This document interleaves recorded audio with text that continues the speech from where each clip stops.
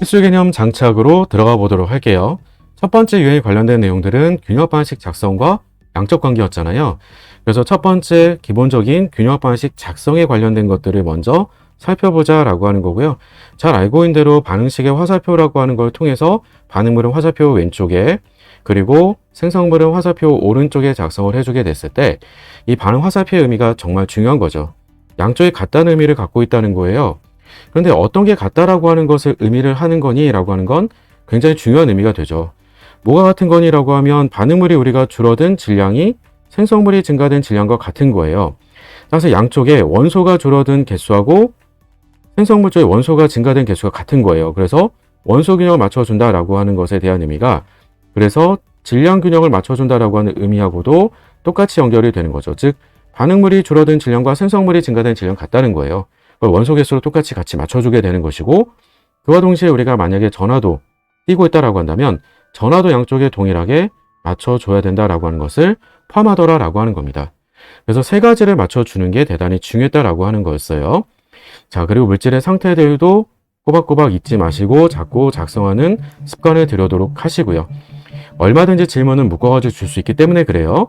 자, 그리고 개수를 맞춘다라고 하는 게 우리한테는 관점이 되겠죠. 그러면 개수를 맞춘다라고 얘기를 했을 때, 그 개수를 맞추게 됐을 때는 그 물질들이 중성의 화합물인지 혹은 이온성 화합물인지에 따라서 우리가 구별해서 작성을 해주게 될 거예요.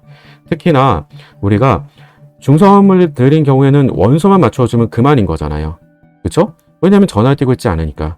하지만 우리가 이온성 화합물이면 전하를 띄고 있으니까 원소 균형뿐만이 아니라 전하 균형까지 맞춰준다라고 하는 것. 쉽게 각각의 예시를 가지고 바로 확인해 보도록 할게요. 개수를 맞춘다라고 얘기를 했을 때 우리한테는 그러면 첫 번째 중성 화합물에 관련된 부분들의 예시를 보게 되면, 복잡한 화합물은 A2B6예요. C2는 포돈소 물질인 거죠. 그럼 복잡한 화합물의 개수를 먼저 1로 맞춰두세요. 그리고 나면 A가 원소가 2개 있고 B 원소가 6개가 있죠. 생성물 쪽에서 A를 먼저 살펴보니까 A가 2개가 있는 것은 A2C3에 있어요. 그럼 개수 1로 맞춰주면 똑같은 개수가 되겠죠. B2C로서 B는 화합물 하나당 2개씩 들어있대요. 그러면 앞에 개수를 3배로 맞춰주면 간단하게 6개로 맞춰줄 수가 있겠고요. 덕분에 우리는 C가 우리가 3개씩 하나가 있고 C가 하나씩 3개가 있어요. 합쳐주면 6개죠. 따라서 덕분에 반응물 쪽에 우리가 개수를 C2에 대한 개수를 3으로 맞춰주면 간단하게 우리 그 개수 B가 1대3 대 1대3으로 원소 균형을 맞춰줄 수가 있겠죠. 그래서 중성 화합물들은 개수를 맞춰가는 과정 자체가 복잡하거나 어려운 건 아닌 거니까 간단하게 할 수가 있는데, 밑에 있는 것처럼 이온성 화합물이면 전하를 띄고 있기 때문에 우리가 반드시 어떤 것부터 필수적으로 시작하는 거니? 라고 했을 때는 바로 산화수 계산입니다. 특히 전하 띄고 있으면 산화수 계산을 반드시 꼭 먼저 한다라고 못을 박아놓고 시작을 하셔야 돼요. 산화수가 달라졌다라고 하게 되면 산화환원 반응하게 된 거겠죠. 따라서 그러면 산화환원을 꼭 구별을 해두시고요. 산화환원 한다라고 했을 때 그 핵심 개념은 전자를 주고받기 때문에, 전자를 주고받는다는 말이 무슨 말이 되겠어요? 즉 산화를 하면서 전자를 내놓게 되고 그 내놓게 되는 것만큼 환원하면서 전자를 가져가요. 그럼 이동한 전자수가 발생하겠죠. 그래서 그 이동한 전자수를 반드시 동일하게 맞춰주시는 게 필수가 되는 거죠. 자, 동일하게 전자수를 맞춰주게 되면 그러면 그 과정에서 우리가 산화 환원하게 되는 개수도 좀 달라지게 될 수밖에 없고, 그 덕분에 전체적인 전하가 반응물 생성물에 달라질 수도 있어요. 좀 달라지게 되면 그거 동일하게 맞춰줘야 되겠죠? 그 맞춰가는 과정을 누굴 통해서 맞춰줄 거니? 라고 하면 그게 곧 바로 양쪽의 전하 균형을 맞춰준다라고 하는 말인데, 산성 수액이면 H+로 맞춰주시고, 그리고 염기성 수액이면 우리가 OH-로 맞춰주면 되겠다라고 한 겁니다. 수익상이기 때문에. 그리고 나면 당연히 H+를 추가로 더 써주고 혹은 OH-를 추가로 더 써주다 보면 어떤 일이 벌어지겠어요? 당연히 반응물과 생성물 쪽에 수소나 산소의 개수가 안 맞겠죠? 그 개수를 동일하게 맞춰주도록 누굴 더 더해준다? 마지막에 그래서 우리가 물을 이용해서 검산해준다라고 하는 거예요. 검산한다라고 하는 결과만 기억하시면 안 되고요. 그 과정이 어떤 걸 필수적으로 따져주는 거니? 라고 하면 말 그대로 수소와 산소에 대한 원소 균형을 맞춰준다라고 하는 겁니다. 그래서 아래쪽에 예시로 주어져 있는 것들을 가지고 생각을 해보게 되면 철 2+가 산화수가 플러스 2죠? 그리고 망간에 대한 산화수는 산화수 규칙대로 플러스 7인데 기억 안 나시면 이건 나중에 우리가 전교학 때 가서 할 거예요. 철은 플러스 3이래요. 그리고 망간은 플러스 2였어요. 덕분에 우리가 환원하게 되는 것은 7에서 2로 전자 5개를 빼서 온 겁니다.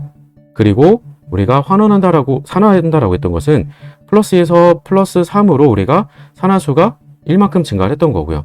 1개하고 5개로 안 맞잖아요. 그럼 어떻게 해줬어요? 5개 맞춰줘야 되겠죠. 따라서 우리가 개수를 5배로 써주게 되면 서로 전자를 5개씩 주고받는다는 거예요. 아, 전자 5개씩 주고받아. 괜찮지? 자, 그러면 이때 잘 보면 플러스 2가짜리가 5개, 마이너스 1가짜리가 1개예요. 반응물 쪽의 전압은 플러스 9예요.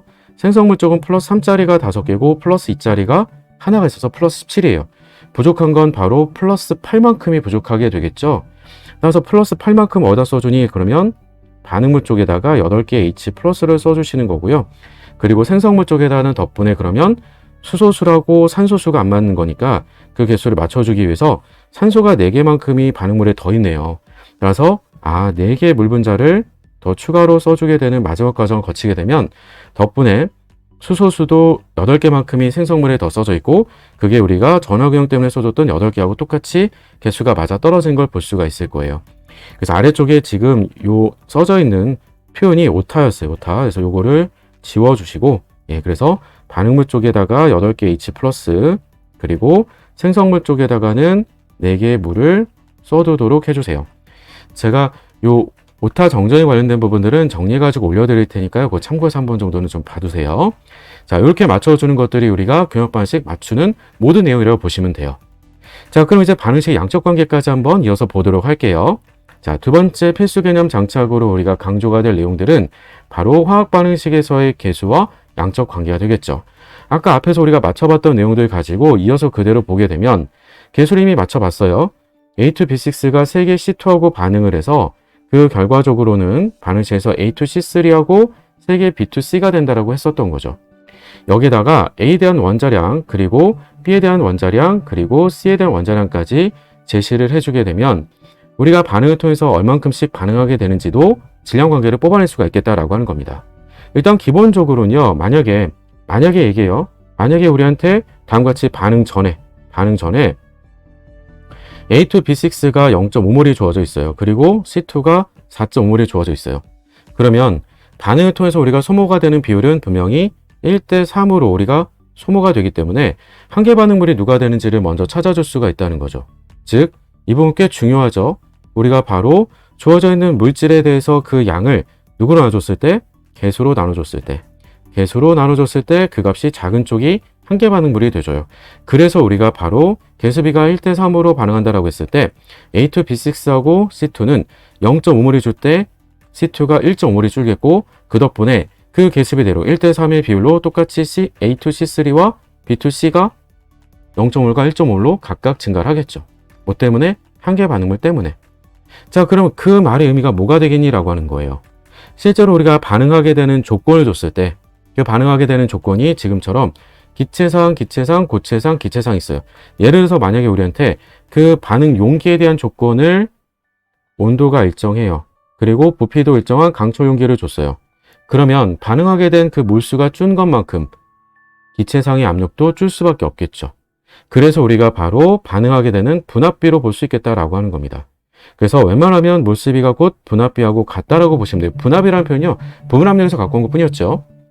자, 여기다가 그럼 우리가 만약에 위에 주어져 있는 원자량을 더 동원해서 분자량까지 써보게 되면 그럼 그 말은 무슨 말이 되겠니? 라고 얘기를 했을 때 그러면 반응물의 몰 질량들을 각각 고려해 주게 되면 질량으로서는 그 질량의 비가 바로 반응하게 되는 몰수하고 같이 개수비하고 같이 우리가 몰 질량에 대한 곱이 곧 바로 반응한 질량 비가 돼주는 거죠.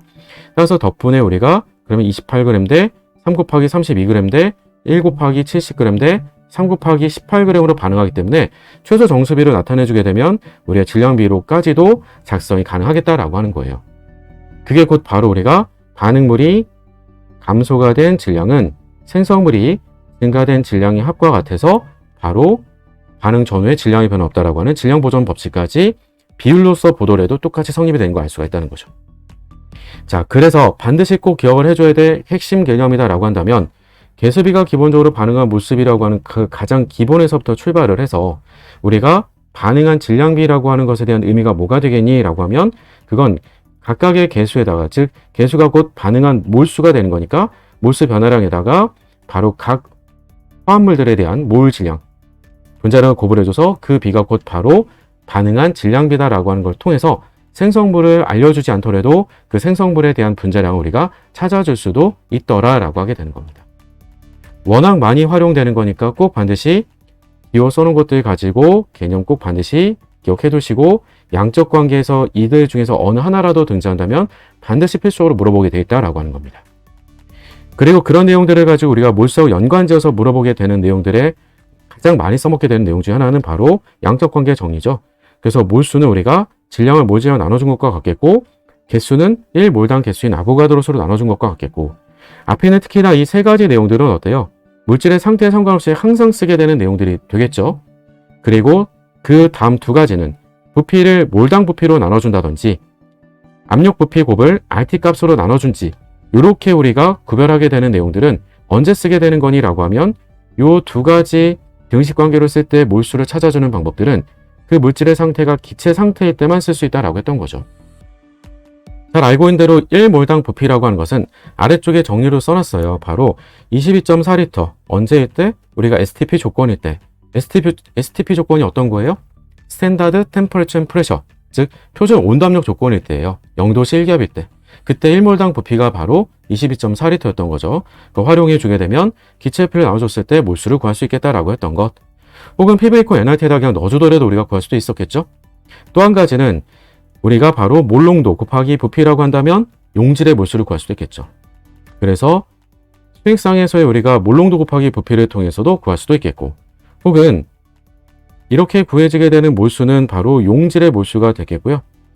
용질의 몰수뿐만 아니라 우리가 아까 봤었던 산화론 반응에서는 이동시켜준 전자의 몰수를 구할 수도 있겠죠. 그 방법이 다름이 아니라 전류하고 시간의 곱을, 즉 전하량을 구해준 다음에 1몰당 전하량으로 나눠준다라고 하는 패러데이 법칙을 통해서도 우리가 수행상에서 이동한 전자의 몰수를 구할 수도 있겠다라고 한 겁니다. 그래서 우리가 전자의 몰수도 구해줄 수가 있겠다. 꼭 반드시 구별하셔가지고 적용될 수 있는 방법들을 같이 활용해 주시면 되겠고요. 그 위에다 정리해 놓은 것처럼 바로 밀도는 부피분의 질량. 따라서 이것도 마찬가지로 우리가 질량과 관련되어 있는 방식으로서는 앞에서 봤던 것처럼 우리가 몰수 곱하기 몰 질량으로 질량을 유도해서 쓰는 것과 마찬가지로 밀도하고 부피를 이용해서도 질량 바꿔서 쓸 수 있다라고 하는 것 자주 활용하게 되는 방법인 거니까 같이 숙지를 좀 해두도록 하시고요. 마지막 세 번째다 따로 정리로 묶어놨던 내용 중에 하나는 바로 한계반응물과 수득백분율이 될 건데요. 한계반응물은 이미 아까 앞에서 우리가 확인했던 바대로 반응을 통해서 제일 먼저 소진되는 물질을 한계반응물이라고 얘기를 해요. 근데 그 의미라고 하는 걸 잘 생각해 보면 그건 결국 덕분에 그 반응물 덕분에 생성량이 제한을 받게 되더라라고 하는 거죠. 그러니까 생성량을 제한시켜주는 반응물이라고 하는 것이 바로 한계반응물의 의미가 되겠고, 그걸 찾는 방법이 중요한 거예요. 그걸 찾는 방법으로서는 우리가 어떤 것들을 확인할 수 있겠니? 라고 하는 게 곧 바로 몰수를 개수로 나눠줬을 때 그 값이 곧 바로 제일 작은 녀석이 바로 한계 반응물이 되더라라고 하는 겁니다. 최소인 반응물로서 찾아줄 수가 있겠고, 수득백분율이다 라고 했던 것은 이론적인 수득량으로 실제 수득량을 나눠주게 되면 그 덕분에 우리가 얻어낼 수 있는 비율인데 그걸 백분율로 나타냈으니까 곱하기 100%로 쓴다라고 했던 것들이었습니다. 자, 이 정도까지가 우리가 필수 개념들이었었고요. 그런 필수 개념들을 여러분들이 바로바로 적용시킬 수 있는지 옆에다가 개념 체크로서 예제들을 넣어드렸으니까 이런 것들 여러분들이 한 번 정도 쭉 풀어가면서 연습을 해보시면 될 거예요. 이 문제들은 제가 따로 풀어드리기보다는 이건 교재 해설을 통해서 여러분들이 같이 확인해 보시면 더 좋을 것 같습니다. 어려운 내용들 전혀 없어요. 그래서 여러분들 연습해 보시라고 드렸던 내용들이 쭉 있으니까 같이 확인해 보시면 되겠고요. 자, 이 정도까지 개념 정리한 것들을 가지고 이제 우리는 본격적으로 이런 필수 개념들이 기출문제로는 적용이 가능한지, 혹은 어떻게 해야지 적용시킬 수 있고 문제를 풀어갈 수 있는지 기출문제로 들어가 보도록 할게요.